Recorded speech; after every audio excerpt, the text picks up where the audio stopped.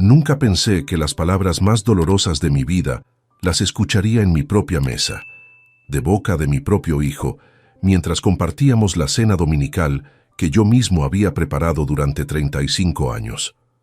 Suscríbete ahora, porque esta historia tiene una vuelta que jamás verás venir. Mi nombre es Emilio Vázquez Herrera. Tengo 67 años y durante toda mi vida creí que había construido algo sólido, una familia unida, una casa llena de amor y un legado del cual sentirme orgulloso. Esa noche del domingo 15 de marzo de 2024, mi mundo se desplomó con una sola frase. Era un domingo como cualquier otro. Había preparado la paella valenciana que tanto le gustaba a mi hijo Álvaro desde pequeño. Mi esposa Dolores había puesto la mesa con el mantel bordado que heredamos de mi madre, y mi nuera Silvia había traído el postre de la pastelería del barrio. Todo parecía perfecto, como siempre habíamos intentado que fuera. Álvaro, mi único hijo, ahora de 35 años, llegó esa tarde con una expresión extraña. Lo noté desde el momento en que cruzó la puerta. No era su sonrisa habitual, esa que iluminaba toda la casa cuando era niño. Había algo frío en sus ojos, algo que no había visto antes en todos estos años. Durante la cena, la conversación fluía de manera forzada. Dolores comentaba sobre el tiempo, Silvia hablaba de su trabajo en la inmobiliaria, pero Álvaro permanecía callado, moviendo la comida en su plato sin apenas probarla. Yo intentaba mantener el ambiente alegre, como siempre había hecho, contando anécdotas de la semana, preguntando por sus planes. Fue cuando estaba sirviendo el segundo plato que sucedió. Álvaro dejó caer el tenedor sobre el plato con un ruido metálico que resonó en toda la cocina. Me miró directamente a los ojos y con una frialdad que jamás había escuchado en su voz dijo: «Papá, estás aquí porque es tu casa, pero no porque eres bienvenido». El silencio que siguió fue ensordecedor.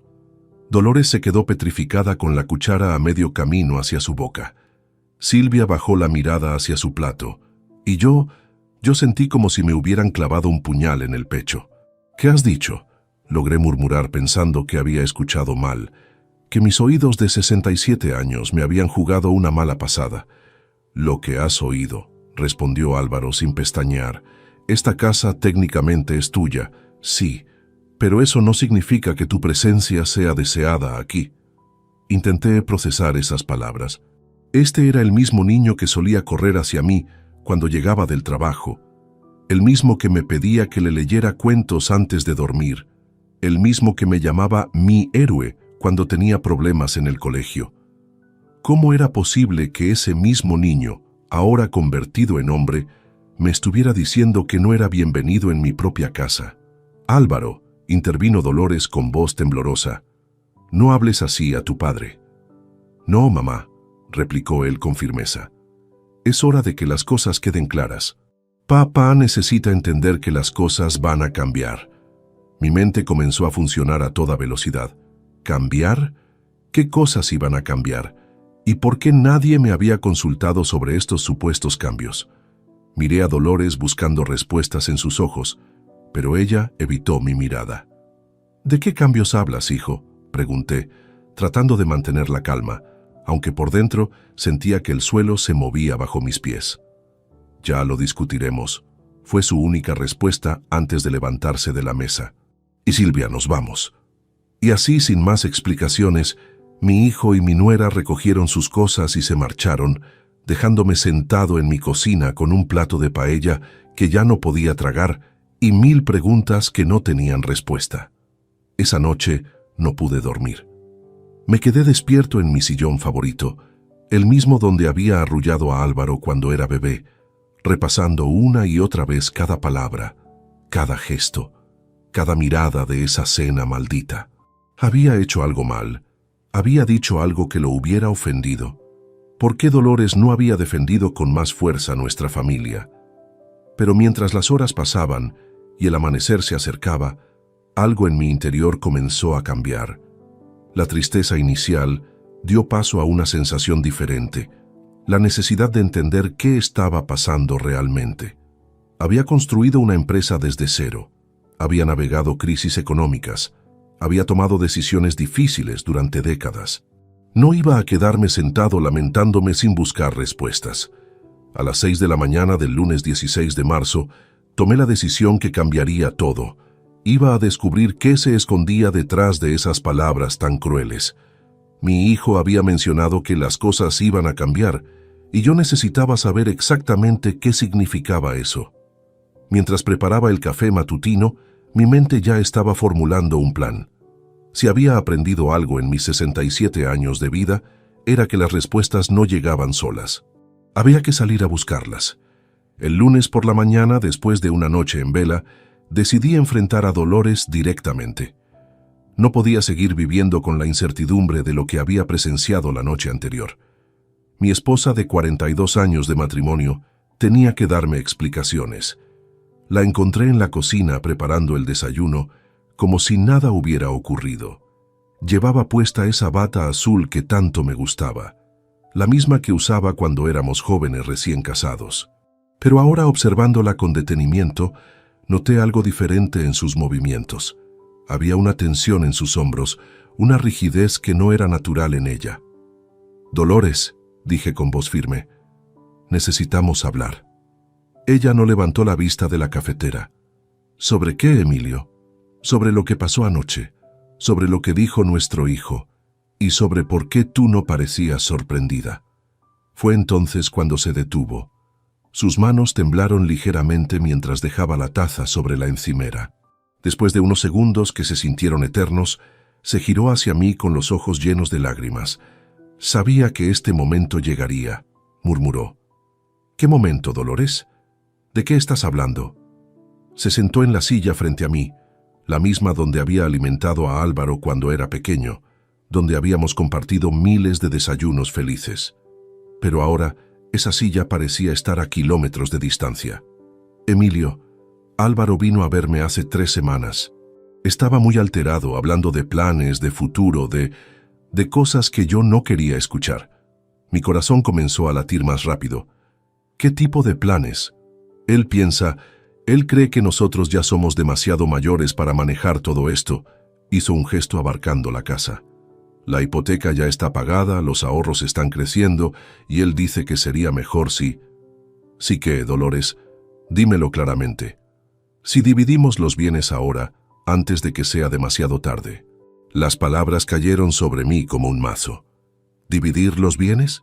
Mi hijo estaba planeando repartirse mi patrimonio mientras yo aún estaba vivo y en perfecto estado de salud. «¿Y tú qué le dijiste?», pregunté, aunque temía la respuesta. Dolores se cubrió el rostro con las manos. Al principio me negué rotundamente.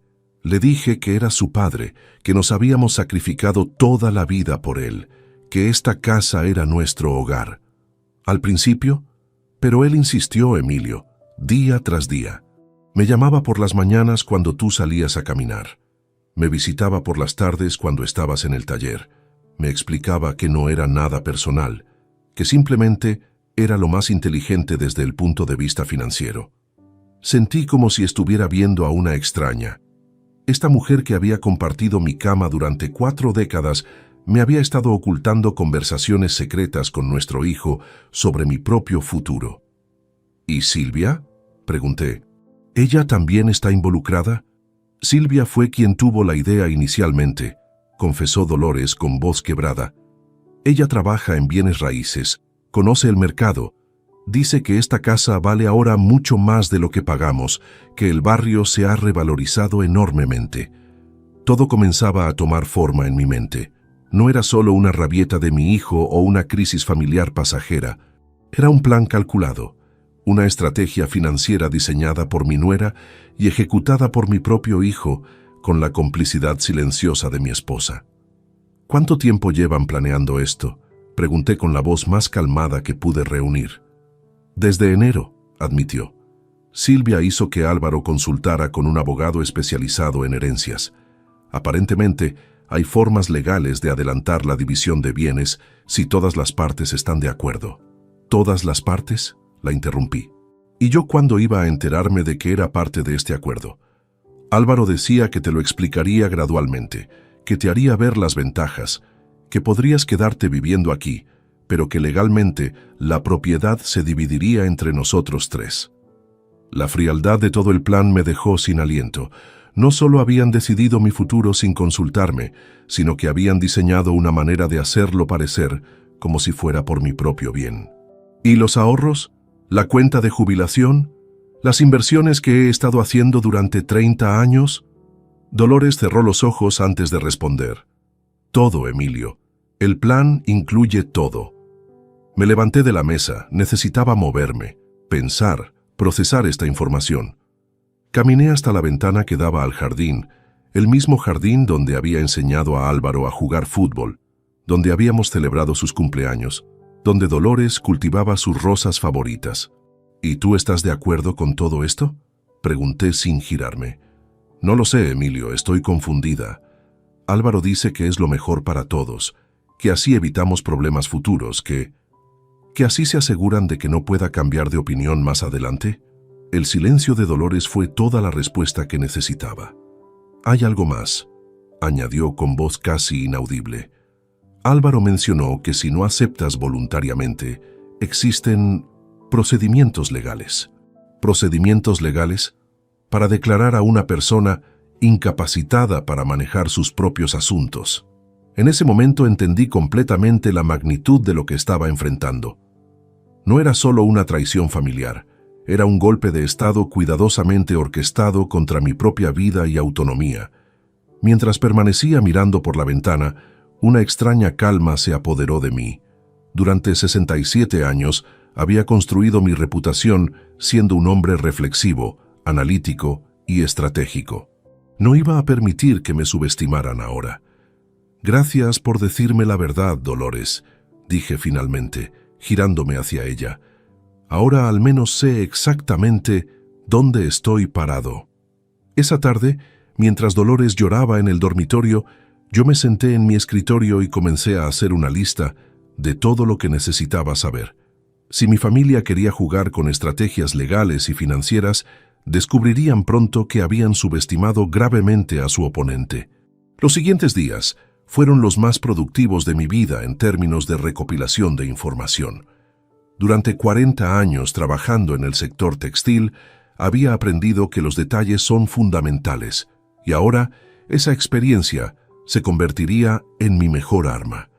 Comencé por revisar todos los documentos financieros que guardaba en mi escritorio, estados de cuenta bancarios, pólizas de seguros, escrituras de propiedades, certificados de inversión. Todo estaba meticulosamente organizado en carpetas que había mantenido actualizadas durante décadas. Pero ahora los examinaba con ojos diferentes, buscando cualquier movimiento sospechoso. Fue el miércoles 18 de marzo cuando hice el primer descubrimiento alarmante. En el extracto bancario de febrero aparecían 2 consultas que yo no había autorizado. Alguien había solicitado información sobre mi cuenta corriente y mi cuenta de ahorros. Las fechas coincidían exactamente con lo que Dolores me había confesado sobre las visitas secretas de Álvaro. Llamé inmediatamente al banco. Después de identificarme con el gerente, Joaquín Fernández, quien me conocía desde hacía 15 años, pude confirmar mis sospechas. Don Emilio, me explicó Joaquín con cierta incomodidad. Su hijo se presentó aquí con un poder notarial firmado por usted. Necesitaba información para, supuestamente, ayudarle con la declaración de impuestos.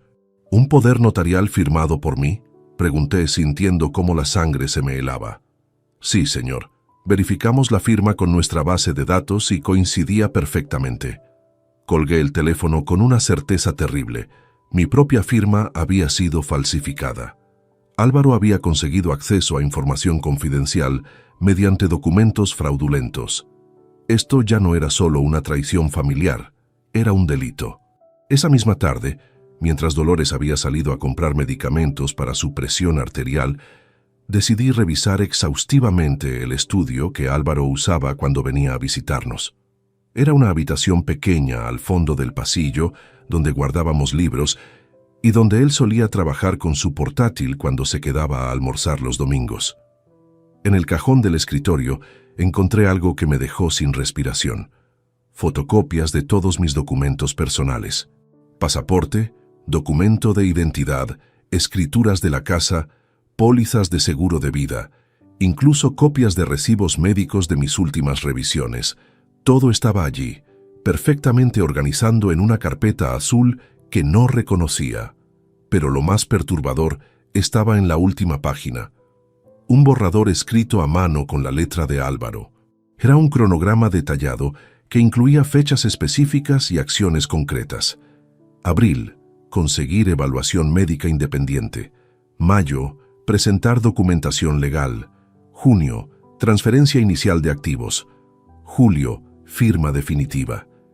Mi hijo había planificado los próximos 4 meses de mi vida sin que yo lo supiera. Había incluso establecido fechas límite para cada fase de su estrategia.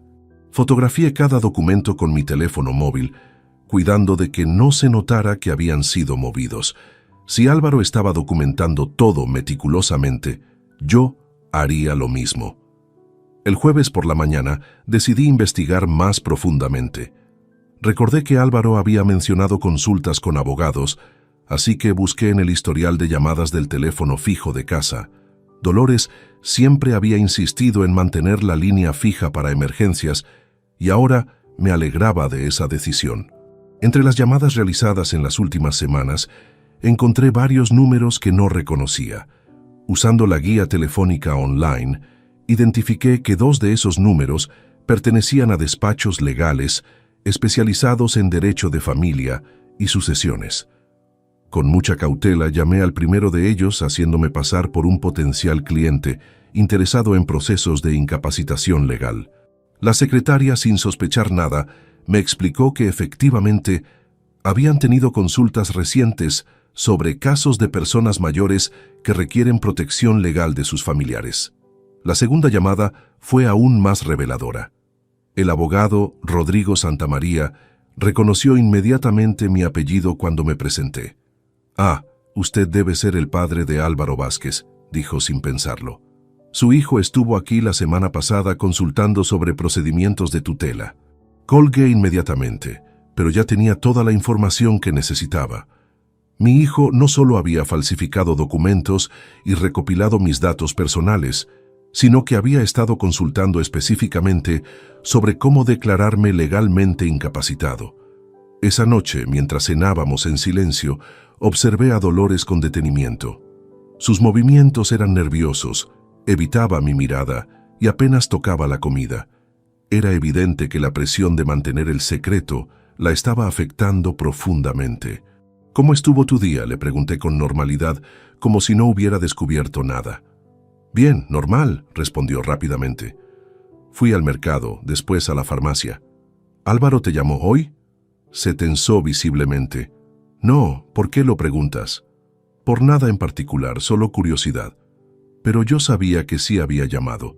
Había visto el registro en el teléfono, una llamada de 32 minutos a las 2 de la tarde, exactamente cuando yo había salido a caminar. El viernes decidí dar un paso más audaz. Aproveché que Dolores había ido a su cita médica semanal para registrar completamente la casa. En el dormitorio principal, dentro de la cómoda de Dolores, encontré una libreta pequeña escondida entre su ropa interior. Las anotaciones estaban escritas en su puño y letra y documentaban conversaciones telefónicas con Álvaro durante las últimas 5 semanas. Había fechas específicas, resúmenes de cada llamada y, lo más impactante, listas de mis rutinas diarias, mis horarios de salida y llegada, mis citas médicas, incluso mis estados de ánimo. Mi propia esposa había estado espiándome y reportando mis actividades a nuestro hijo como si fuera una agente encubierta. En la última entrada, fechada el día anterior, leí algo que me heló la sangre. Álvaro dice que ya tiene todo preparado. La próxima semana hablará con papá directamente. Si se niega, procederán con el plan B. Dice que no hay vuelta atrás. Cerré la libreta y la dejé exactamente donde la había encontrado. Ahora tenía evidencia física de toda la conspiración. Documentos falsificados, consultas legales secretas, espionaje doméstico y un cronograma específico de acciones futuras. Mientras regresaba a mi escritorio, una extraña sensación de claridad me invadió. Durante toda mi vida había enfrentado desafíos profesionales complejos. Había navegado crisis económicas, Había tomado decisiones difíciles bajo presión, pero nunca había enfrentado nada que requiriera tanto de mi capacidad estratégica como esto. Mi familia había cometido un error fundamental. Habían asumido que era un anciano indefenso y previsible. Estaban a punto de descubrir lo equivocados que estaban. Esa tarde comencé a redactar mi propio plan de acción. Si ellos tenían un cronograma, yo tendría uno mejor. Si ellos habían consultado abogados, yo consultaría mejores. Si ellos pensaban que podían manipularme usando mi amor familiar contra mí, aprenderían que la experiencia de décadas en el mundo empresarial me había enseñado a separar los sentimientos de la estrategia cuando era necesario. La guerra había comenzado, pero ellos aún no lo sabían. El sábado 21 de marzo decidí ampliar mi investigación más allá de los confines de mi hogar. Si esta conspiración era tan elaborada como parecía, necesitaba entender hasta dónde llegaban sus tentáculos y quiénes más podrían estar involucrados. Mi primera parada fue el despacho de mi contador, Fernando Castillo, quien había manejado mis finanzas personales durante los últimos 12 años. Fernando era un hombre meticuloso y discreto, cualidades que siempre había valorado, pero ahora necesitaba saber si esa discreción había sido comprometida. «Fernando», le dije directamente cuando nos sentamos en su oficina, «necesito que me digas con total honestidad si alguien de mi familia ha estado haciendo consultas sobre mis asuntos financieros». Su expresión cambió inmediatamente. La incomodidad en su rostro me confirmó que mis sospechas estaban justificadas. «Don Emilio», comenzó nerviosamente, «su nuera Silvia vino a verme hace 3 semanas. Dijo que usted la había enviado para obtener un resumen de su situación patrimonial».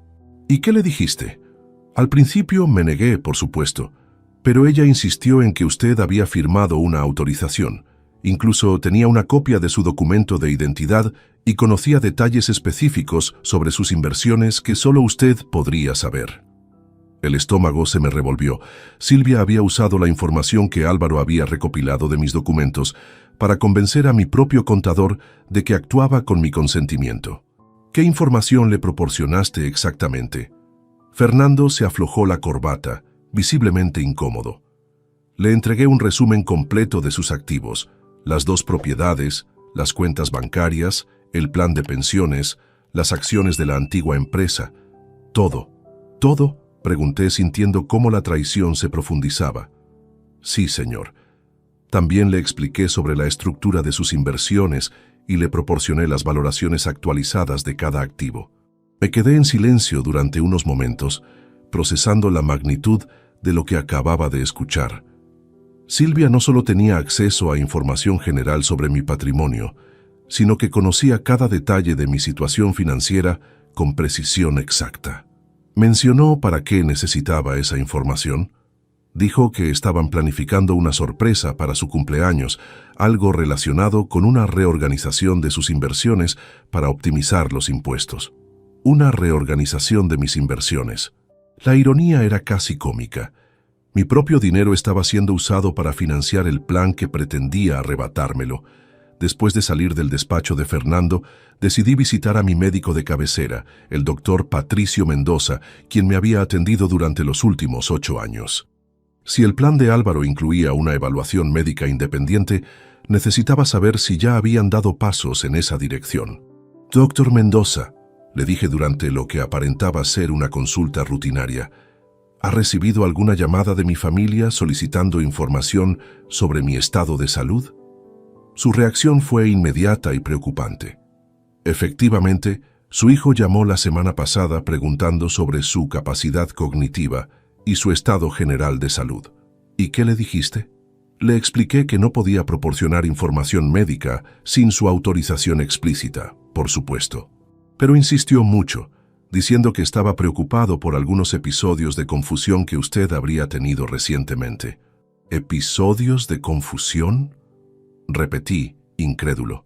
Sí, mencionó que últimamente usted había estado olvidando conversaciones importantes, repitiendo las mismas preguntas y mostrando signos de desorientación temporal. La audacia de Álvaro me dejó sin palabras. No solo estaba recopilando información médica sobre mí, sino que estaba fabricando síntomas inexistentes para construir un caso de deterioro cognitivo. Doctor, usted me ha examinado hace apenas un mes. ¿Observó algún signo de deterioro cognitivo en mí? Absolutamente ninguno, don Emilio. Sus funciones cognitivas están perfectamente normales para su edad.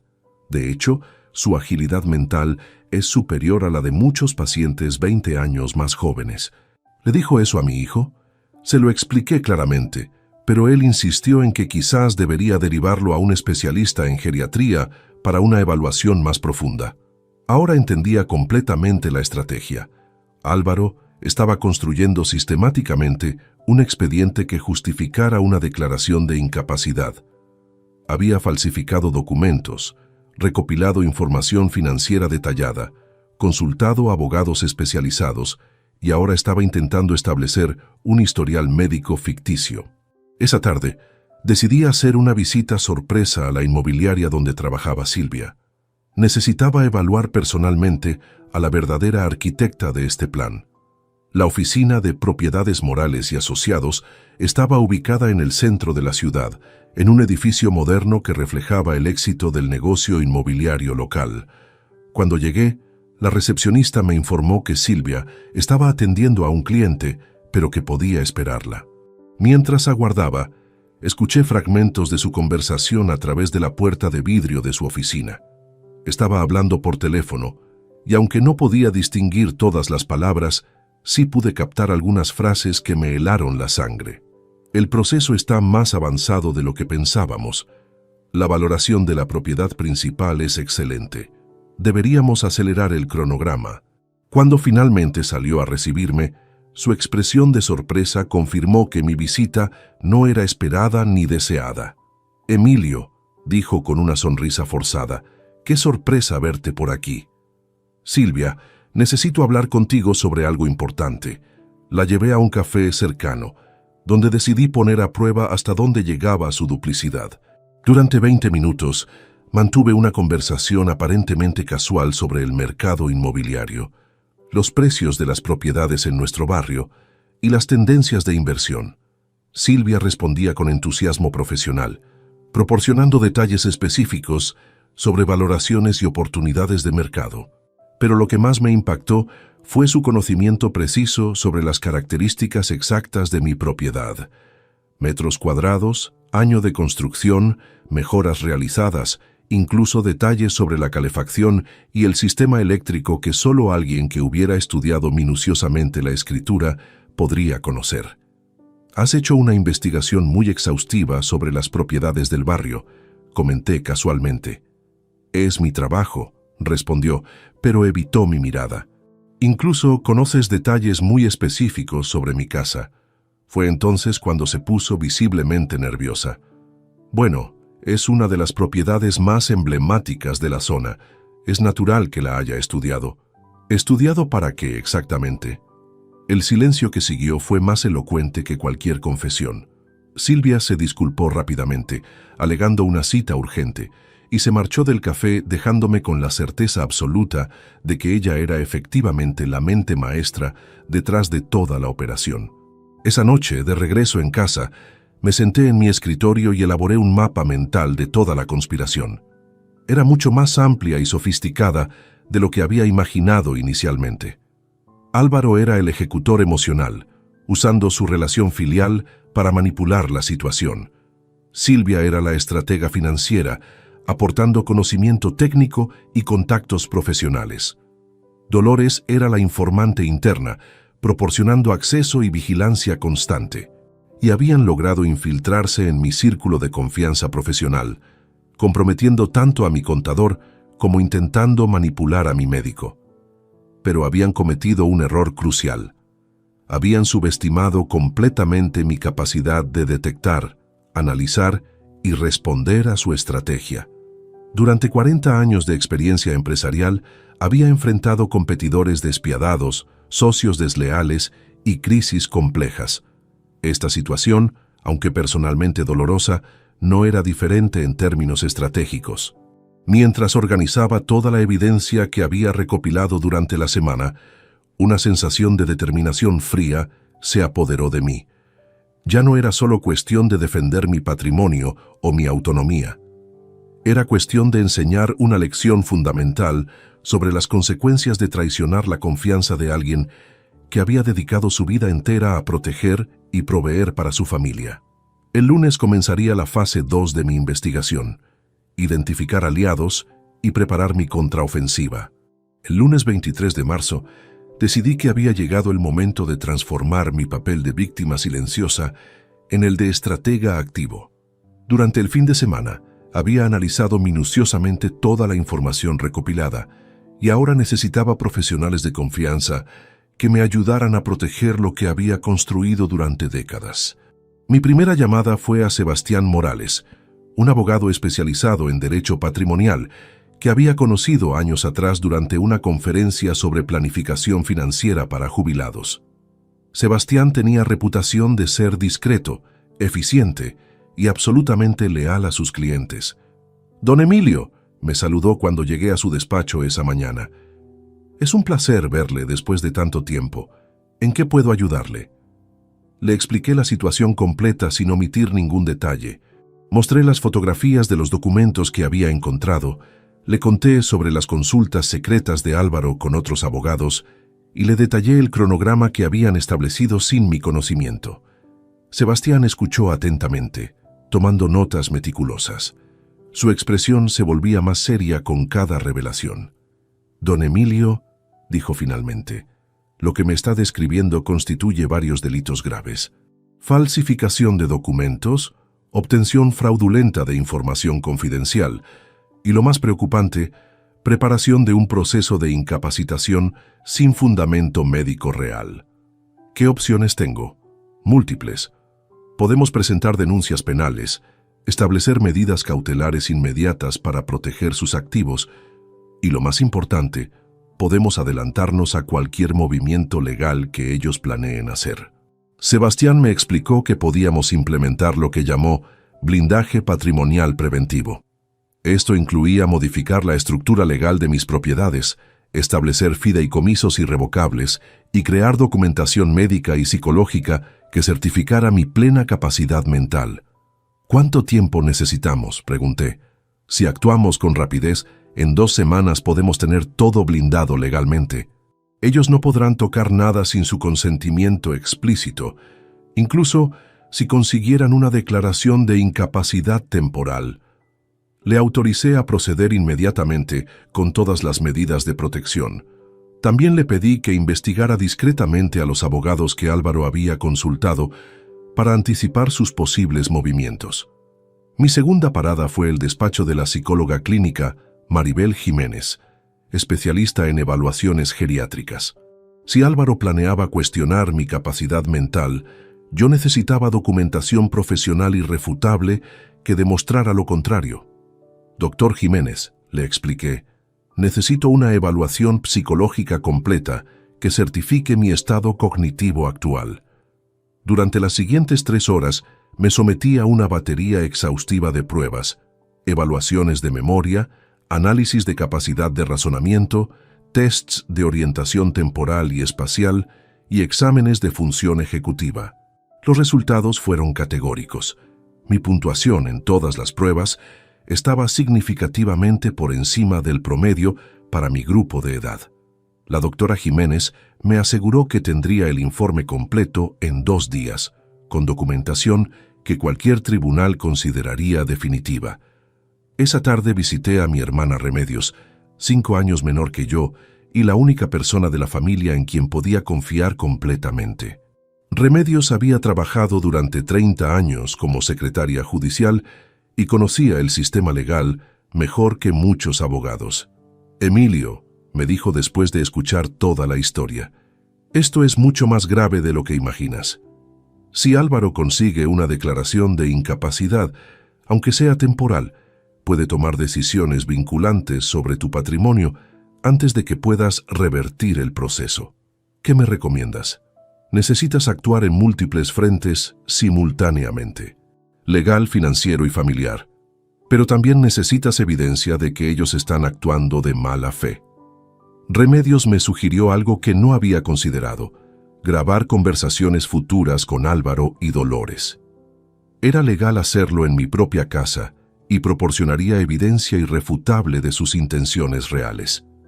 También deberías considerar cambiar todas tus contraseñas bancarias y establecer nuevos protocolos de seguridad, añadió. Si han falsificado tu firma una vez, pueden hacerlo otra vez. El martes me dirigí a mi banco para reunirme personalmente con el director general Antonio Vega, con quien había mantenido una relación profesional durante 15 años. Antonio, le dije directamente, alguien ha estado accediendo a información de mis cuentas usando documentación falsificada. Necesito implementar medidas de seguridad extraordinarias. Antonio se tomó el asunto muy en serio. Establecimos un protocolo especial donde cualquier consulta o transacción relacionada con mis cuentas requeriría verificación telefónica directa conmigo, usando preguntas de seguridad que solo yo conocía. Don Emilio, me explicó, también podemos congelar temporalmente el acceso a información sobre sus cuentas mientras investigamos cómo obtuvieron los datos anteriormente. Además, me sugirió abrir una nueva cuenta corriente en otra sucursal, transferir allí la mayoría de mis ahorros líquidos y mantener solo fondos mínimos en las cuentas originales. El miércoles recibí una llamada inesperada que cambió completamente mi perspectiva sobre los aliados disponibles. Era Esperanza Ruiz, la hermana menor de Dolores, quien llamaba desde Valencia. Emilio, me dijo con voz preocupada. Dolores me llamó ayer muy alterada. Me contó algo sobre problemas familiares y planes de Álvaro que me tienen muy preocupada. ¿Qué te dijo exactamente? Que Álvaro está presionándola para que apoye algún tipo de procedimiento legal contra ti. Ella está muy confundida y asustada, pero siente que no puede contradecir a su propio hijo. Esta información me resultó reveladora. Dolores no era una conspiradora entusiasta, sino una víctima de la manipulación emocional de Álvaro. Esto me daba una nueva perspectiva sobre cómo abordar la situación con mi esposa. Esperanza, ¿estarías dispuesta a hablar con Dolores sobre esto? Por supuesto. De hecho, estoy planeando visitarlos la próxima semana. Podría ayudar a que Dolores vea la situación desde otra perspectiva. El jueves, completé el último elemento de mi estrategia defensiva. Contraté los servicios de un investigador privado, Gabriel Herrero, especializado en casos de fraude familiar. Don Emilio, me explicó Gabriel, podemos investigar todas las actividades recientes de su hijo y su nuera, llamadas telefónicas, consultas legales, movimientos financieros personales, incluso sus comunicaciones digitales, si es necesario. Le autoricé a proceder con una investigación discreta pero exhaustiva. Necesitaba saber exactamente qué otros movimientos habían hecho y si tenían cómplices adicionales que yo no hubiera identificado. Esa noche, mientras revisaba todos los documentos y contratos que había firmado durante la semana, me di cuenta de que había logrado algo fundamental. Había pasado de ser un objetivo vulnerable a ser alguien protegido por múltiples capas de defensa legal y financiera. Sebastián había comenzado los trámites de blindaje patrimonial. La doctora Jiménez había certificado mi perfecta capacidad mental. Antonio había asegurado mis recursos financieros. Remedios me proporcionaba asesoría legal práctica. Esperanza se convertiría en mi aliada para abordar a Dolores. Y Gabriel estaba investigando a mis adversarios. Pero lo más importante era que había recuperado algo que había perdido durante esas semanas de confusión y dolor: el control absoluto de la situación. Ya no estaba reaccionando a los movimientos de otros, sino anticipándome a ellos y estableciendo mis propias reglas del juego. El viernes por la noche, mientras Dolores dormía inquietamente a mi lado, yo permanecí despierto planificando los próximos pasos. Álvaro había mencionado en su cronograma que abril sería el mes de la evaluación médica independiente. Pero cuando llegara ese momento, él se encontraría con que yo ya tenía documentación médica irrefutable, protección legal completa y evidencia sólida de todas sus actividades fraudulentas. La fase defensiva de mi estrategia estaba completa. Ahora era momento de pasar a la ofensiva. El lunes 30 de marzo, recibí noticias que cambiarían completamente el equilibrio de fuerzas en esta batalla silenciosa. Gabriel Herrero, mi investigador privado, había descubierto información que superaba mis peores expectativas. Don Emilio, me dijo cuando nos reunimos en su oficina, necesita sentarse para escuchar esto. Gabriel desplegó sobre su escritorio una serie de fotografías, extractos bancarios y transcripciones telefónicas que habían obtenido mediante métodos completamente legales. Su nuera Silvia ha estado organizando esta operación durante más tiempo del que imaginábamos.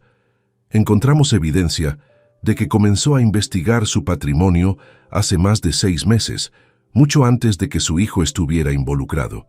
Me mostró capturas de pantalla de búsquedas online que Silvia había realizado sobre procedimientos de tutela para personas mayores y derechos hereditarios anticipados. Las fechas se remontaban a septiembre del año anterior.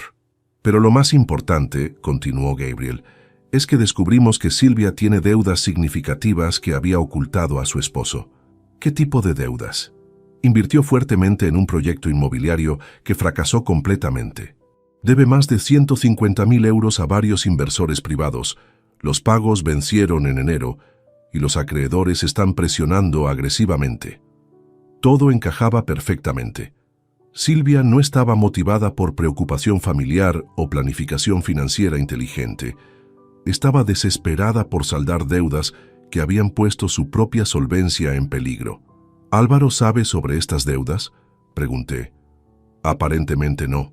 Nuestras fuentes indican que Silvia ha logrado mantenerlo completamente ajeno a su situación financiera real. Gabriel me entregó entonces el documento más impactante. Una conversación telefónica transcrita entre Silvia y uno de sus acreedores. Si no consigo acceso a esos activos antes de mayo, había dicho Silvia, tendré que declararme en bancarrota.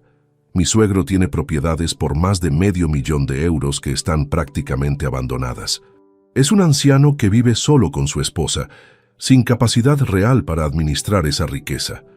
Leer esas palabras fue como recibir un puñetazo en el estómago. Silvia había convertido mi familia, mi hogar y mi patrimonio en una simple transacción comercial para resolver sus propios errores financieros. Hay más, añadió Gabriel. Álvaro tampoco está en la situación económica que aparenta. Su negocio de consultoría ha estado perdiendo clientes durante el último año. Sus ingresos han disminuido casi un 40%.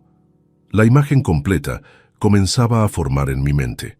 No se trataba de un plan cuidadosamente meditado para mi bienestar, sino de una operación desesperada de 2 personas con problemas financieros graves que habían decidido usar mi patrimonio como solución a sus crisis personales.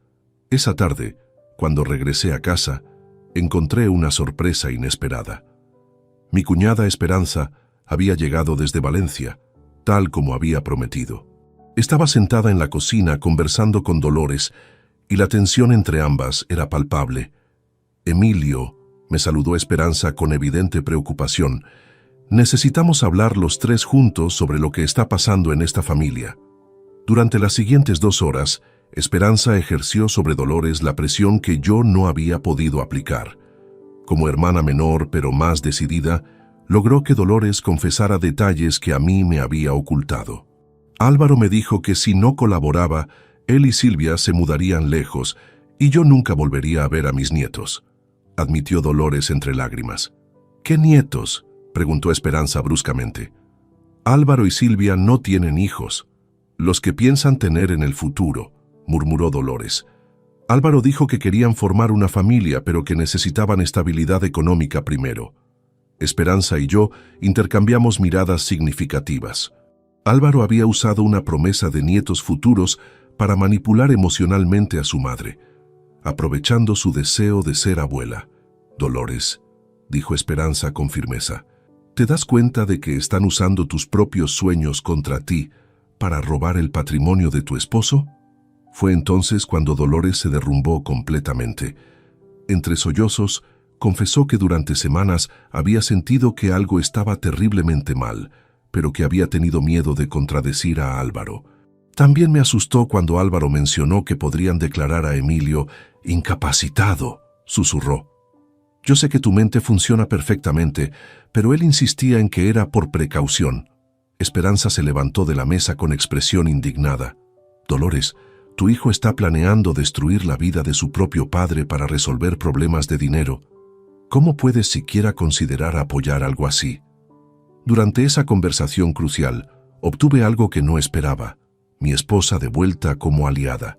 Dolores había sido víctima de manipulación emocional, tanto como yo había sido víctima de engaño financiero. El martes recibí una llamada de Sebastián Morales que me llenó de satisfacción. Don Emilio, hemos completado todo el blindaje patrimonial. Sus activos están ahora protegidos bajo una estructura legal que hace imposible cualquier acceso no autorizado. ¿Qué significa eso exactamente? Significa que aunque consiguieran una declaración temporal de incapacidad, no podrían tocar ninguna de sus propiedades, cuentas bancarias o inversiones sin pasar por un proceso judicial completo que tomaría años. Sebastián también había investigado a los abogados que Álvaro había consultado. Son buenos profesionales, pero están trabajando con información incompleta y falsa. Cuando descubran que su cliente les mintió sobre su capacidad mental y su situación familiar real, probablemente se retirarán del caso. El miércoles implementé la siguiente fase de mi estrategia: la confrontación controlada. Era momento de que Álvaro supiera que yo conocía exactamente lo que estaba planeando, pero sin revelar aún el alcance de mis contramedidas. Le llamé por teléfono con voz calmada. Álvaro, creo que deberíamos tener una conversación seria sobre el futuro. ¿Podrías venir a casa mañana por la tarde? ¿De qué quieres hablar, papá?, preguntó con cautela. De los cambios que mencionaste en la cena del domingo pasado. Creo que es hora de que me expliques exactamente qué tienes en mente. Pude percibir su nerviosismo a través del teléfono. Está bien, iré mañana alrededor de las 6. Esa noche, con Dolores y Esperanza como testigos, instalé discretamente un sistema de grabación en la sala de estar. Todo lo que Álvaro dijera quedaría registrado como evidencia adicional. El jueves por la tarde, mientras esperaba la llegada de mi hijo, repasé mentalmente todos los elementos que tenía a mi favor.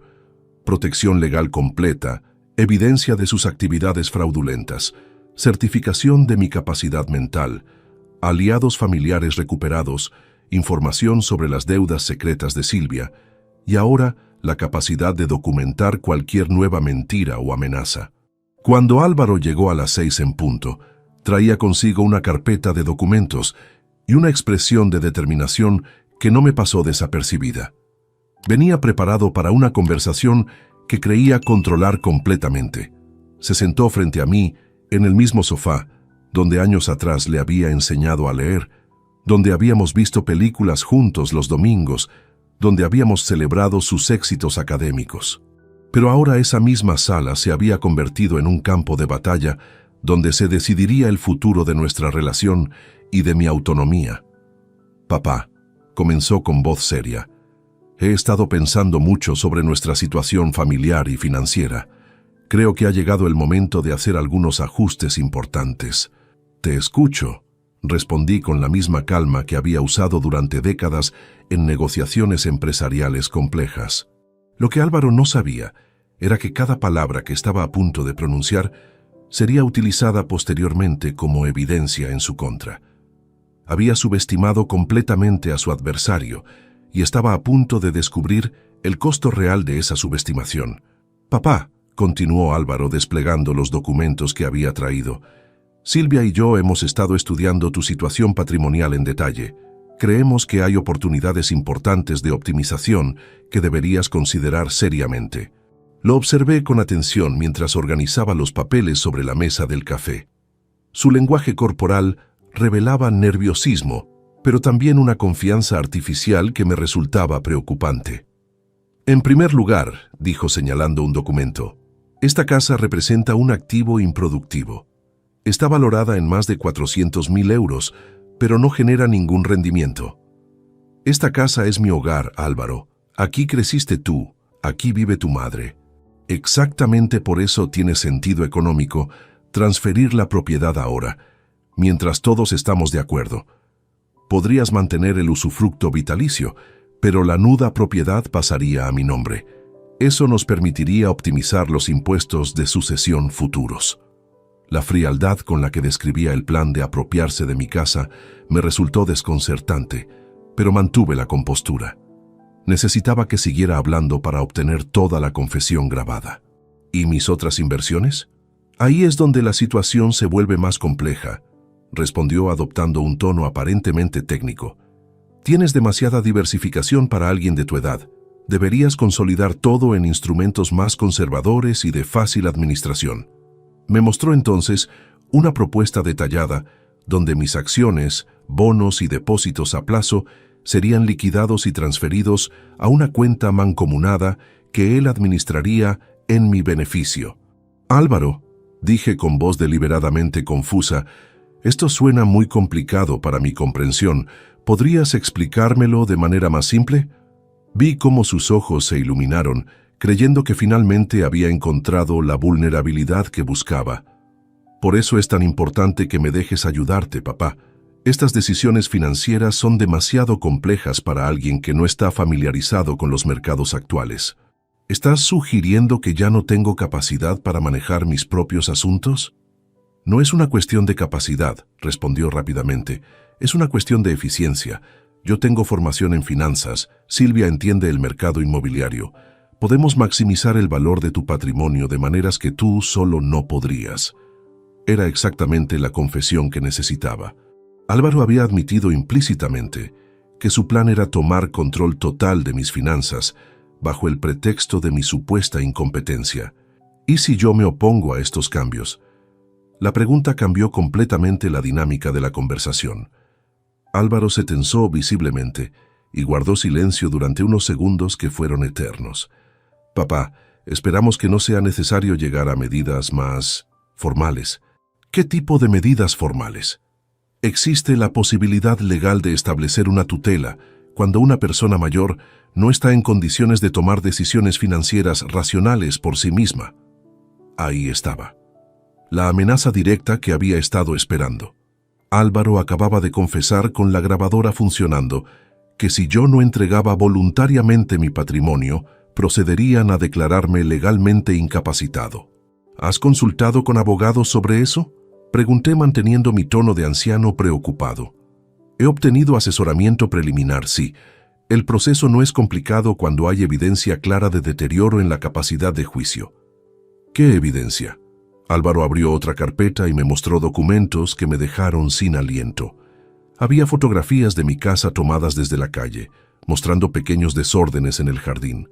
Había copias de recibos médicos donde había subrayado mis visitas por cuestiones menores de salud. Incluso había una lista manuscrita de comportamientos preocupantes que incluía cosas como repetición de conversaciones y olvidos frecuentes. Como puedes ver, dijo con una seguridad que me resultó escalofriante, hemos documentado varios indicadores que podrían preocupar a un evaluador médico independiente. ¿Hemos? Silvia me ha ayudado con la documentación.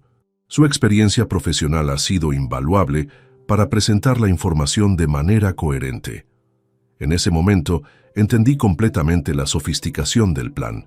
No solo habían decidido robar mi patrimonio, sino que habían construido meticulosamente un expediente falso para justificar legalmente su acción. Álvaro, dije adoptando una voz más trémula de lo habitual, todo esto me resulta muy abrumador. ¿Podría pensarlo durante unos días? Por supuesto, papá, pero es importante que no demores mucho la decisión. Las oportunidades de optimización fiscal tienen fechas límite. ¿Qué fechas límite? Idealmente, deberíamos tener todo formalizado antes del final de abril.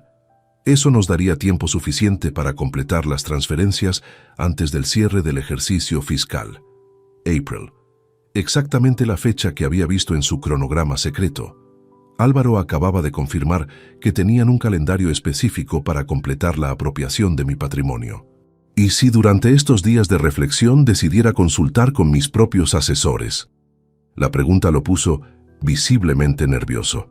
Papá, creo que sería contraproducente involucrar a más personas en decisiones familiares íntimas.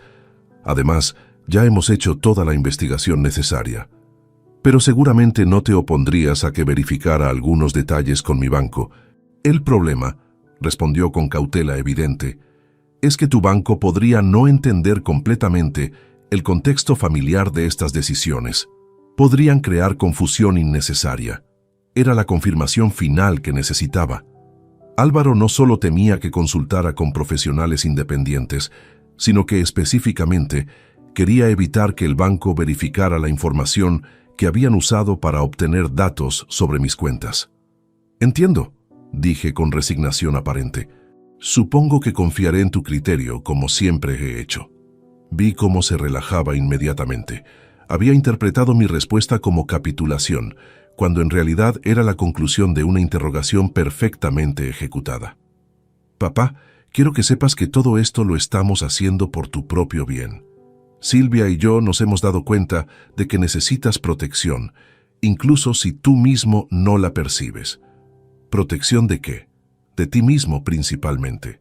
A tu edad, es natural que la capacidad de juicio se vea comprometida gradualmente. Es mejor anticiparse a esos problemas antes de que se vuelvan irreversibles. Esas últimas palabras fueron la joya de toda la grabación. Álvaro había admitido explícitamente que consideraba que yo tenía comprometida mi capacidad de juicio, proporcionando evidencia perfecta de la falsedad de sus motivos.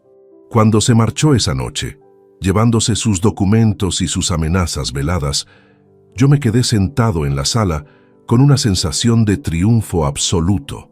Había conseguido que confesara completamente sus intenciones reales, había obtenido evidencia grabada de sus amenazas de incapacitación y había confirmado todos los detalles del cronograma que tenían planeado.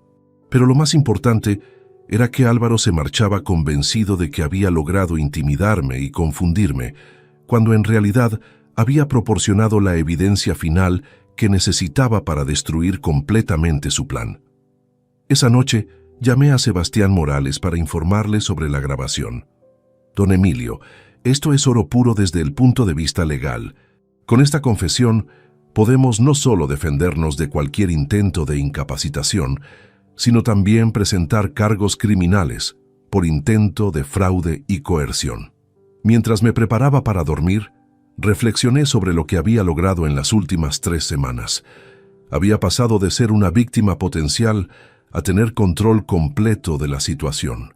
Mi patrimonio estaba blindado legalmente. Tenía evidencia exhaustiva de todas las actividades fraudulentas de Álvaro y Silvia. Había recuperado a Dolores como aliada, y ahora poseía la confesión grabada que haría imposible cualquier acción legal en mi contra.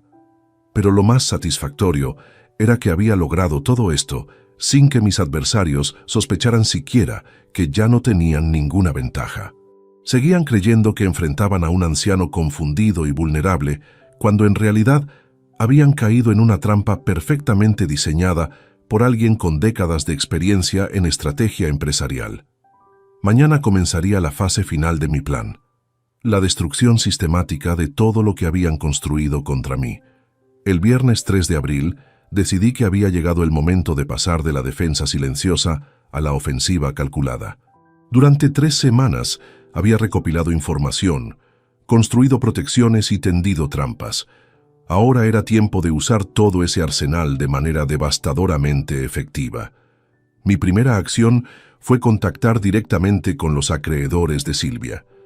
Gabriel Herrero me había proporcionado sus datos de contacto y decidí que merecían conocer la verdadera situación de su deudora. Llamé a Nicolás Romero, el principal acreedor, quien había invertido 80.000 euros en el proyecto inmobiliario fallido de Silvia. Señor Romero, le dije, soy Emilio Vázquez, suegro de Silvia Moreno. Creo que debería saber que mi nuera está intentando acceder fraudulentamente a mi patrimonio para cubrir las deudas que tiene con usted. La conversación que siguió fue reveladora. Nicolás me confirmó que Silvia le había asegurado repetidamente que tendría acceso a recursos familiares significativos antes del 30 de abril, fecha límite que había negociado para el pago. Señor Vázquez, ¿está usted dispuesto a garantizar las deudas de su nuera? Absolutamente no. De hecho, le recomiendo que revise cuidadosamente cualquier documento que ella pueda presentar supuestamente respaldado por mi patrimonio. Es altamente probable que sean falsificaciones. Después de colgar, Supe que había plantado la primera semilla de presión externa que complicaría dramáticamente los planes de Silvia. Sus acreedores comenzarían ahora a investigar más profundamente sus promesas de pago, y cualquier intento de usar documentos fraudulentos sería detectado inmediatamente. Mi segunda acción fue aún más directa. Visité personalmente el despacho del abogado Rodrigo Santamaría, quien había estado asesorando a Álvaro sobre procedimientos de tutela. «Señor Santamaría», le dije al presentarme en su oficina sin cita previa, «soy Emilio Vázquez Herrera, y entiendo que mi hijo ha estado consultando con usted sobre mi supuesta incapacidad mental». La expresión de sorpresa e incomodidad del abogado fue inmediata. «Señor Vázquez, yo no puedo discutir casos de otros clientes». «No necesita discutir nada», le respondí con calma, «solo necesita ver esto». Le entregué el informe completo de la doctora Jiménez, certificando mi perfecta capacidad cognitiva, junto con una copia de la grabación transcrita de mi conversación con Álvaro, donde admitía estar fabricando evidencia falsa. «Señor Santamaría, mi hijo le ha mentido sistemáticamente sobre mi estado mental y mis circunstancias familiares. Le sugiero que revise cuidadosamente cualquier documentación que le haya proporcionado, porque gran parte de ella podría constituir evidencia falsificada». El abogado leyó los documentos con expresión cada vez más grave. «Señor Vázquez, si esto es cierto, existe un problema ético muy serio con la representación que se me ha solicitado. Le aseguro que es completamente cierto, y le anticipo que cualquier procedimiento legal basado en información falsa será contestado vigorosamente con todas las herramientas legales disponibles». Cuando salí de ese despacho, sabía que Álvaro había perdido a su principal asesor legal. Ningún abogado responsable continuaría con un caso sabiendo que su cliente había proporcionado información falsa deliberadamente. El lunes 6 de abril implementé la tercera fase de mi contraataque, la exposición financiera. Contacté directamente con el jefe de Álvaro en la empresa de consultoría donde trabajaba. «Señor Herrera», le dije a Carlos Herrera por teléfono, «soy el padre de Álvaro Vázquez, uno de sus consultores. Necesito informarle sobre una situación que podría afectar la reputación profesional de su empresa». Le expliqué que Álvaro había estado utilizando tiempo laboral para consultar abogados, investigar procedimientos legales y planificar operaciones de transferencia patrimonial fraudulenta. También le mencioné que había estado usando recursos de la oficina para falsificar documentos y realizar actividades que podrían constituir fraude financiero. «Señor Vázquez, estas son acusaciones muy graves. ¿Tiene evidencia de lo que está afirmando?» «Tengo documentación completa de todas sus actividades durante los últimos 3 meses. Estoy dispuesto a proporcionársela si considera necesario investigar el comportamiento de su empleado». Esa conversación logró exactamente lo que pretendía: crear presión profesional adicional sobre Álvaro justo cuando más necesitaba estabilidad laboral para enfrentar los problemas financieros que se avecinaban.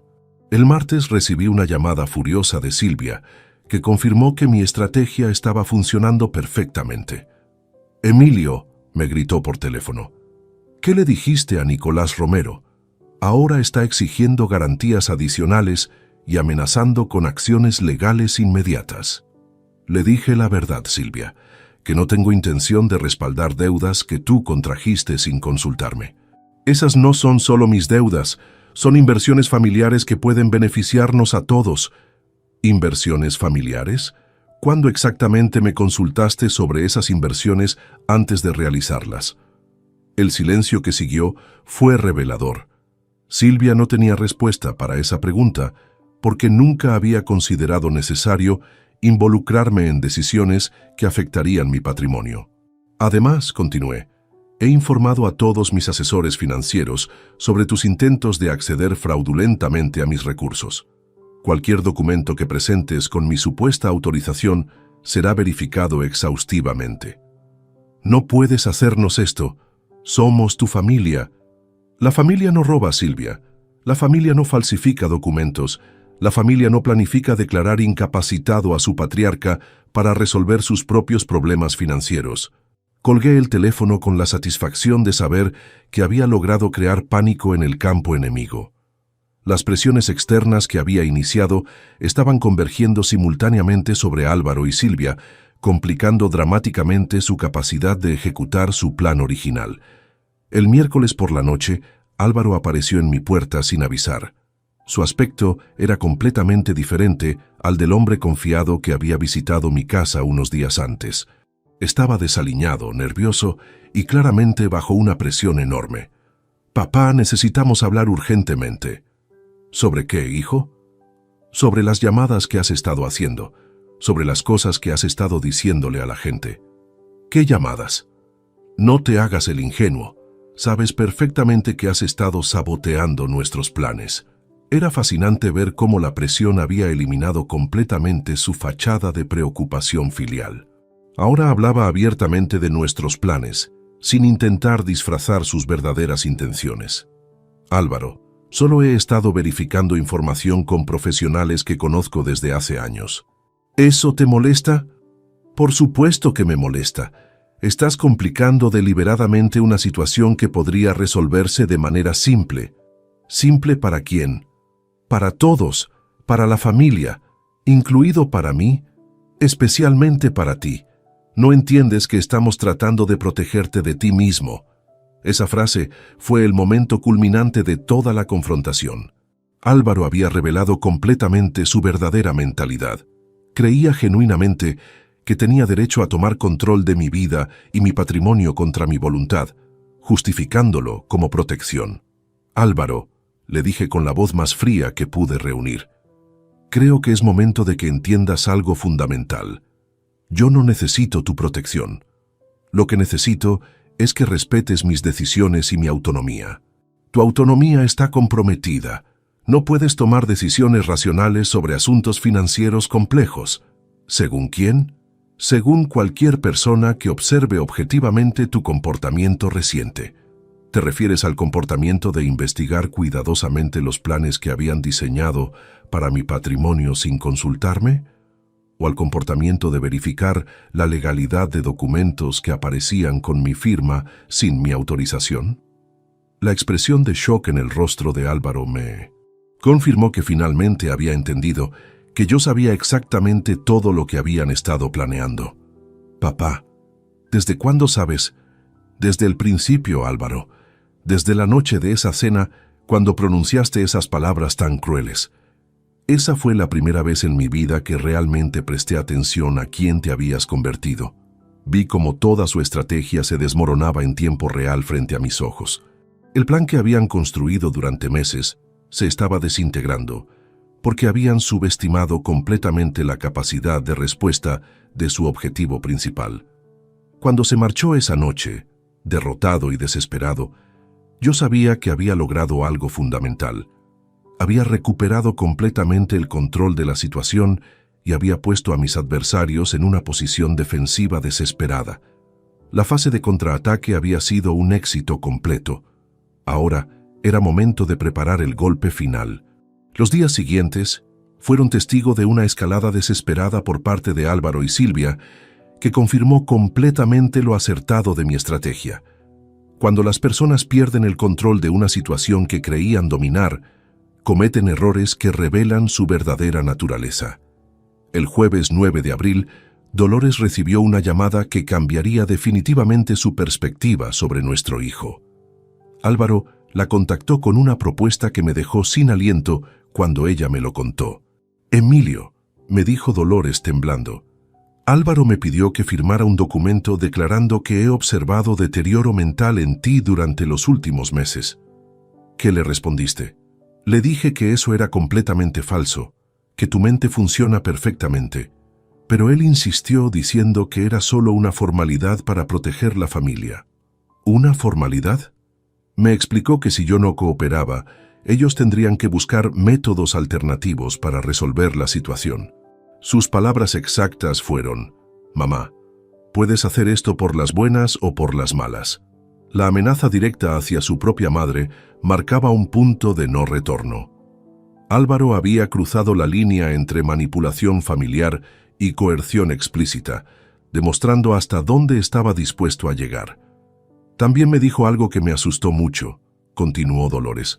mencionó que habían investigado casas de cuidado para personas mayores en la región, por si la situación se complicaba. Esas palabras me helaron la sangre. No solo planeaban apropiarse de mi patrimonio, sino que habían contemplado la posibilidad de internarme en una institución para remover cualquier obstáculo a sus planes. El viernes recibí una visita inesperada que confirmaría mis peores sospechas sobre la extensión real de su conspiración. Era Trinidad Vázquez, prima de Dolores que trabajaba en el ayuntamiento local, quien había venido a advertirme sobre algo inquietante. «Emilio», me dijo con evidente preocupación, «Silvia estuvo en mi oficina ayer preguntando sobre procedimientos para certificados de defunción y transferencias patrimoniales post-mortem». ¿Certificados de defunción? Dijo que era para un cliente, pero cuando le pregunté detalles específicos, se puso muy nerviosa y cambió el tema. Luego me preguntó sobre los requisitos para validar testamentos y cuánto tiempo toma el proceso de sucesión. La información me resultó profundamente perturbadora. Silvia no solo había contemplado declararme incapacitado, sino que había investigado procedimientos relacionados con mi muerte. Era una escalada hacia territorios que jamás había imaginado. Trinidad, ¿te pareció que las preguntas tenían algún caso específico en mente? Definitivamente. Mencionó propiedades valoradas en varios cientos de miles de euros y herederos directos que querían acelerar el proceso normal. Sus palabras me resultaron muy extrañas. Esa noche convoqué una reunión de emergencia con Sebastián Morales. La información que había recibido durante los últimos días sugería que la situación era más peligrosa de lo que había estimado inicialmente. «Don Emilio», me dijo Sebastián después de escuchar todo, «esto ha evolucionado más allá de un simple intento de fraude patrimonial. Estamos hablando de coerción, amenazas familiares y posiblemente conspiración para cometer delitos graves. ¿Qué recomiendas?» «Es momento de involucrar a las autoridades. Tenemos evidencia suficiente para presentar denuncias formales por falsificación de documentos, intento de fraude y coerción familiar». Sin embargo, yo tenía una estrategia diferente en mente. «Sebastián, quiero que prepares toda la documentación legal, pero aún no la presentemos. Prefiero usar esta información como palanca para una resolución definitiva». El sábado por la mañana mi teléfono sonó con una llamada que había estado esperando. Era Álvaro, y su voz revelaba una desesperación que nunca había escuchado antes. «Papá, necesito que hablemos inmediatamente. Es urgente». «¿Qué tipo de urgencia?» «Los acreedores de Silvia están tomando acciones legales. Han embargado su coche y están amenazando con demandarla por estafa. Dice que tú saboteaste deliberadamente las negociaciones. Yo simplemente les dije la verdad sobre mi disposición a respaldar sus deudas». «Papá, Silvia está desesperada. Ha hablado de opciones que me asustan». «¿Qué opciones?» «No puedo explicártelo por teléfono. Ven a casa, por favor. Silvia dice que si no resolvemos esto hoy, hará algo de lo que todos nos arrepentiremos». La llamada me confirmó que mi estrategia de presión financiera había funcionado exactamente como había planeado. Los acreedores de Silvia estaban ahora ejerciendo presión legal directa, y ella estaba entrando en pánico completo. Esa tarde, cuando llegué a la casa de Álvaro, me encontré con una escena que superó todas mis expectativas. Silvia estaba sentada en el sofá, rodeada de documentos legales, con los ojos hinchados de llorar y una expresión de desesperación absoluta. «Emilio», me dijo sin levantar la vista, «necesito que entiendas que esto no era personal contra ti». «Ah, ¿no?» «Era solo una solución práctica a un problema temporal. El proyecto inmobiliario habría funcionado si no hubiera sido por la crisis del sector. Necesitaba capital a corto plazo para evitar la bancarrota. ¿Y decidiste que mi patrimonio era la solución a tu problema? No tenía alternativas. Los bancos rechazaron todos mis préstamos. Los inversionistas privados exigían garantías que no podía proporcionar. ¿Y por eso decidiste falsificar mi firma y conspirar para declararme incapacitado?» El silencio que siguió fue absoluto. Álvaro miraba fijamente el suelo, incapaz de defender lo indefendible. «Silvia», continué, Dime exactamente qué opciones desesperadas has estado considerando. Yo no... Trinidad Vázquez me contó sobre tu visita al ayuntamiento, preguntando sobre certificados de defunción y procesos de sucesión. ¿Quieres explicarme de qué se trataba eso? La expresión de horror que cruzó el rostro de Álvaro me confirmó que él no había estado al tanto de esa investigación particular de su esposa. «¡Silvia!», exclamó Álvaro. «Me dijiste que solo estabas investigando opciones legales normales. Estaba explorando todas las posibilidades», respondió ella defensivamente. «Necesitaba entender completamente el panorama legal». «¿El panorama legal de mi muerte?», pregunté directamente. «No era eso, era solo información general». Pero su incapacidad para sostener la mirada me dijo todo lo que necesitaba saber. Silvia había considerado escenarios que iban mucho más allá de la simple apropiación patrimonial. «Álvaro», le dije a mi hijo, «¿te das cuenta de hasta dónde te ha llevado esta mujer? ¿Entiendes que has participado en una conspiración que podría haber terminado de maneras que ni siquiera quiero imaginar?» Álvaro se cubrió el rostro con las manos. «Papá, yo solo quería... Pensé que estábamos haciendo lo correcto para la familia». «¿Lo correcto? ¿Falsificar documentos es lo correcto? ¿Mentir a abogados es lo correcto? ¿Amenazar a tu propia madre es lo correcto?» «No sabía que había llegado tan lejos», gritó, mirando acusadoramente a Silvia. «Me dijiste que era solo planificación financiera preventiva». «Era preventiva», respondió Silvia. «Preventiva antes de que la situación se volviera irreversible». La discusión entre ellos me reveló algo fundamental. Álvaro había sido manipulado por Silvia tanto como el resto de nosotros. Ella había escalado gradualmente la conspiración, involucrándolo paso a paso sin revelar nunca el alcance completo de sus intenciones. Cuando salí de esa casa esa tarde, llevaba conmigo algo que no había esperado: la certeza de que Álvaro era más víctima que villano en esta historia. Silvia había sido la verdadera arquitecta de toda la operación, usando a mi hijo como instrumento para ejecutar su plan desesperado. Esa noche, mientras reflexionaba sobre todo lo que había presenciado, tomé una decisión crucial sobre cómo manejar la confrontación final que se avecinaba. El domingo 12 de abril recibí la llamada que había estado esperando desde hacía días. Era Álvaro, y su voz sonaba completamente quebrada. «Papá, necesito verte, solo, sin Silvia. Por favor, ¿dónde quieres que nos encontremos?» «En el parque donde me enseñaste a andar en bicicleta, ¿recuerdas?». La referencia a ese lugar cargado de recuerdos de su infancia me indicó que algo fundamental había cambiado en su perspectiva. Accedí a encontrarme con él esa tarde. Cuando llegué al parque, encontré a mi hijo sentado en el mismo banco donde décadas atrás habíamos compartido tardes enteras, mientras él aprendía a dominar su primera bicicleta. Pero el hombre que tenía frente a mí estaba completamente destruido emocionalmente. «Papá», comenzó sin preámbulos, «Silvia me mintió sobre todo». «¿Qué descubriste?». «Anoche, después de que te fueras, tuvimos una discusión terrible. Le exigí que me explicara eso de los certificados de defunción. Al principio lo negó, pero cuando la presioné, se derrumbó completamente».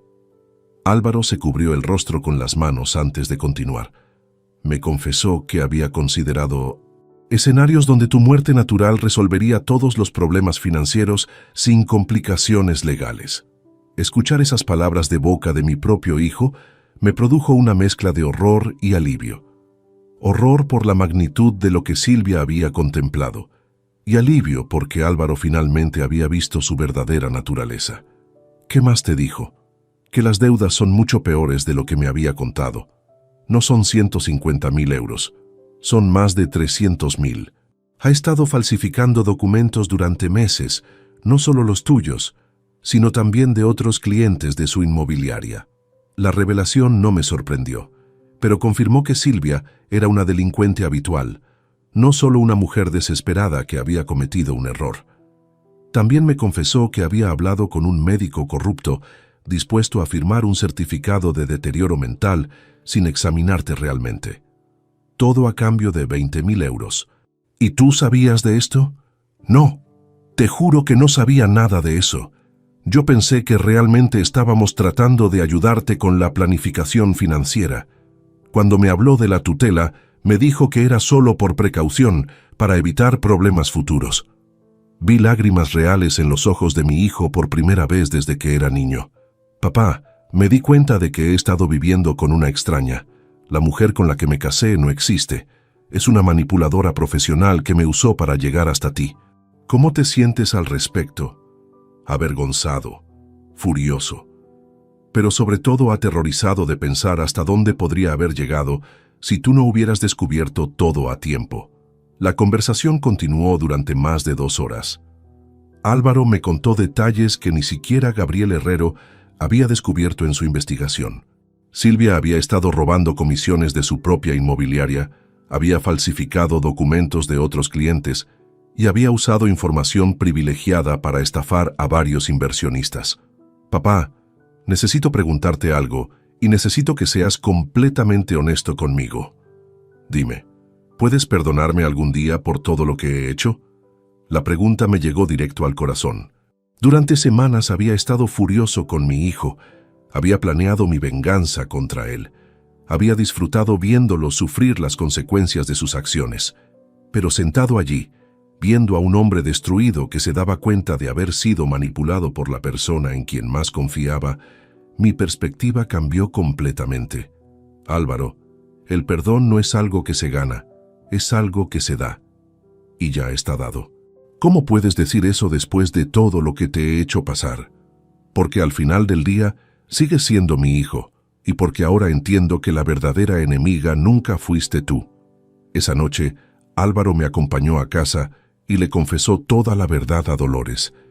Mi esposa lloró durante horas, no solo por el alivio de saber que su hijo no era el monstruo que había parecido, sino por el dolor de entender cómo habían sido manipulados todos.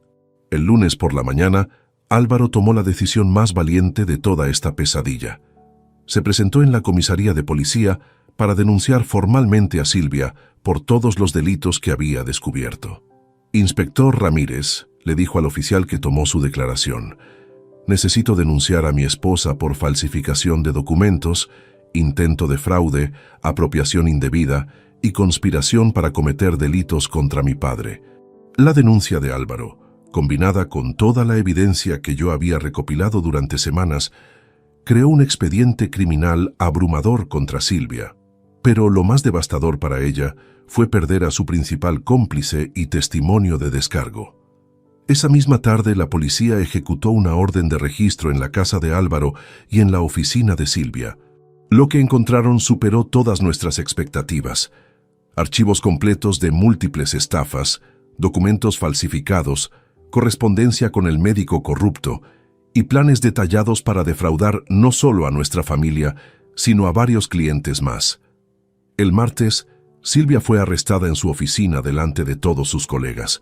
Las acusaciones incluían fraude agravado, falsificación de documentos públicos, apropiación indebida y conspiración criminal.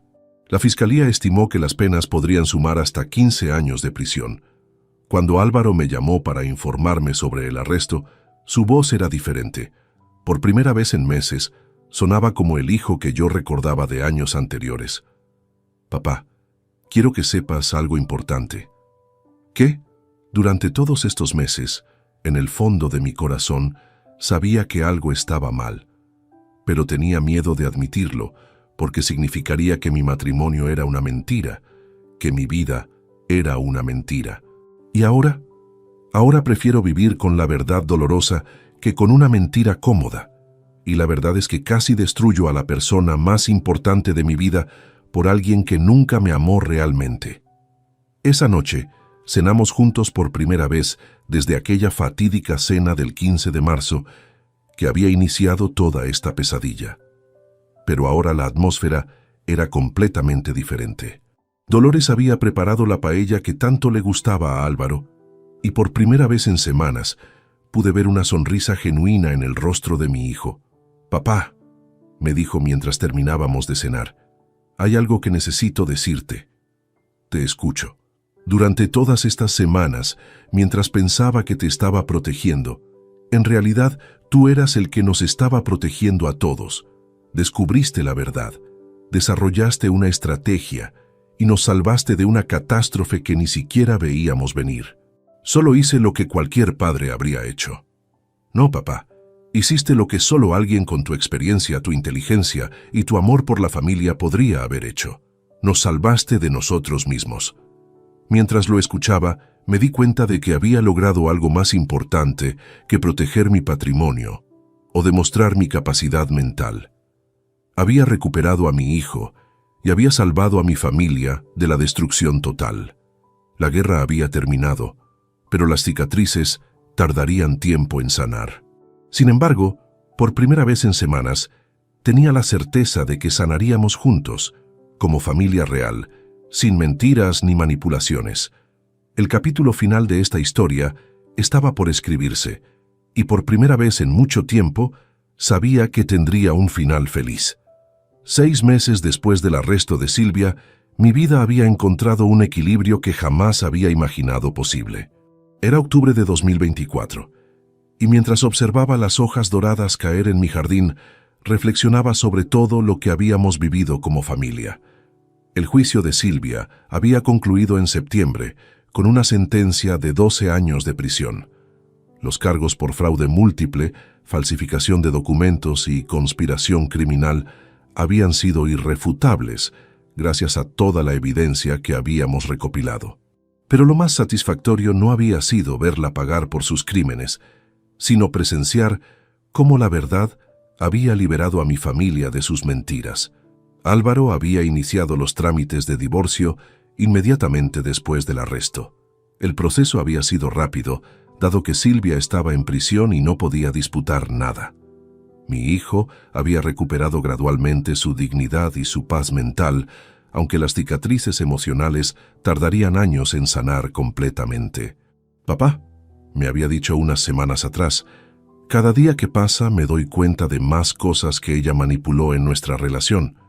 Decisiones que creí que eran mías, opiniones que pensé que había formado independientemente. Es aterrador descubrir cuánto de tu propia vida no era realmente tuyo». El proceso de reconstrucción había sido gradual pero constante. Álvaro había vendido la casa que compartía con Silvia y había alquilado un apartamento pequeño cerca del nuestro. Los domingos habían vuelto a ser días de familia, pero ahora con una dinámica completamente diferente, basada en honestidad absoluta y respeto mutuo.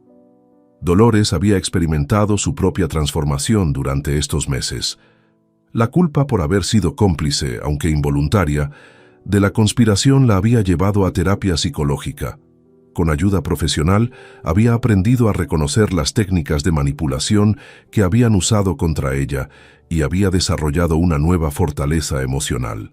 «Emilio», me había confesado una noche mientras paseábamos por el jardín, «durante 40 años de matrimonio pensé que te conocía completamente, pero estos últimos meses me mostraron aspectos de tu carácter que nunca había visto. La manera en que manejaste toda esa crisis fue extraordinaria. Solo hice lo que tenía que hacer para proteger a nuestra familia. No, hiciste mucho más que eso. Mantuviste la calma cuando yo estaba histérica. Pensaste estratégicamente cuando nosotros estábamos reaccionando emocionalmente. Y lo más importante, nunca perdiste la compasión por Álvaro, incluso cuando creías que él era tu enemigo. La relación con mi hermana Remedios se había fortalecido enormemente. Su ayuda durante los momentos más difíciles había sido invaluable y ahora nos visitábamos regularmente. Había recuperado no solo a mi familia inmediata, sino conexiones familiares que habían estado dormidas durante años. Mi relación profesional con Sebastián Morales había evolucionado hacia una amistad genuina. El blindaje patrimonial que habíamos implementado permanecía activo. No por desconfianza hacia mi familia restaurada, sino como medida preventiva contra cualquier amenaza futura externa. «Don Emilio», me había dicho Sebastián durante nuestra última reunión, «su caso se ha convertido en un estudio modelo en mi despacho sobre cómo manejar crisis familiares complejas. La combinación de protección legal preventiva, investigación meticulosa y paciencia estratégica fue ejemplar». El aspecto financiero había tenido un desenlace inesperadamente positivo. Los activos que Silvia había robado de otros clientes fueron recuperados parcialmente gracias a nuestra investigación. Como recompensa por proporcionar evidencia crucial, recibí una compensación económica significativa que había decidido destinar íntegramente a un fondo de educación para jóvenes en situación vulnerable. Si algo bueno puede salir de esta experiencia, le había explicado a Álvaro, es que otros jóvenes tengan oportunidades genuinas de construir vidas honestas. La mayor transformación había sido en mi propia perspectiva sobre el envejecimiento y la vulnerabilidad. Durante 67 años, había construido mi identidad alrededor de ser proveedor y protector. La crisis me había demostrado que esos roles no desaparecen con la edad, sino que evolucionan hacia formas más sofisticadas. Antes de todo esto, reflexioné durante una cena familiar reciente, pensaba que envejecer significaba volverse gradualmente más dependiente. Ahora entiendo que la experiencia acumulada puede ser el arma más poderosa que tenemos contra quienes intentan aprovecharse de nosotros. Álvaro había encontrado un nuevo propósito profesional. Había dejado su trabajo en consultoría y había comenzado a especializarse en asesoría para prevención de fraudes familiares. Su experiencia personal, aunque dolorosa, le había dado credibilidad única para ayudar a otras familias. Papá, cada semana recibo llamadas de personas mayores que sospechan que sus familiares están tramando algo contra ellos. Poder usar lo que aprendí de ti para ayudarlos me hace sentir que todo este dolor sirvió para algo positivo. El cambio más visible había sido en la dinámica de nuestras cenas dominicales. Ya no había tensiones ocultas, conversaciones forzadas o segundas intenciones. Álvaro traía postres de diferentes pastelerías que descubría durante la semana. Dolores preparaba platos experimentales que encontraba en revistas de cocina, y yo contaba anécdotas de mis años empresariales que antes nunca había compartido. ¿Sabes qué es lo que más valoro de estos domingos?, me había preguntado Álvaro hace pocas semanas. ¿Qué? Que por primera vez en años, cuando hablamos, todos decimos exactamente lo que pensamos. No hay agendas ocultas, no hay manipulación, no hay miedo. Solo familia real teniendo conversaciones reales. La lección más profunda que había extraído de toda la experiencia era sobre la importancia de mantener la alerta sin perder la capacidad de amar. Durante décadas había confiado ciegamente en mi familia, asumiendo que el amor garantizaba la lealtad. Ahora entendía que el amor verdadero incluye la responsabilidad de proteger a quienes amas, incluso de ellos mismos. Una tarde, mientras organizaba papeles en mi escritorio, encontré la libreta donde había documentado inicialmente todas las evidencias de la conspiración. Releí mis notas de aquellas primeras semanas de investigación y me sorprendió recordar el miedo y la confusión que había sentido entonces. Si pudiera enviar un mensaje a ese hombre de marzo, pensé, le diría que confíe en su instinto, que no subestime su propia capacidad y que recuerde que la experiencia de vida es el recurso más valioso que tenemos. Esa noche, durante la cena, decidí compartir una reflexión final con mi familia. Álvaro, Dolores, quiero que sepan algo importante. Estos meses han sido los más difíciles de mi vida, pero también los más reveladores. Me enseñaron que la verdadera fortaleza familiar no viene de evitar conflictos, sino de enfrentarlos juntos, con honestidad total. ¿Qué quieres decir?, preguntó Dolores. Que ya no tengo miedo de envejecer. Durante toda esta crisis demostré, para mí mismo tanto como para ustedes, que la edad no me ha debilitado, me ha refinado. Cada año de experiencia fue una herramienta que usé para proteger lo que más amo. Álvaro levantó su copa de vino. Por papá, que nos enseñó que la sabiduría no es solo saber qué hacer, sino cuándo hacerlo y cómo hacerlo sin perder el alma en el proceso. Mientras brindábamos esa noche, mirando hacia un futuro que ya no me asustaba, supe que había logrado algo más valioso que proteger mi patrimonio. Había transformado una traición devastadora en una oportunidad de construir relaciones familiares más fuertes y auténticas. La historia había terminado, Pero la vida continuaba, y por primera vez en décadas estaba emocionado por descubrir qué vendría después.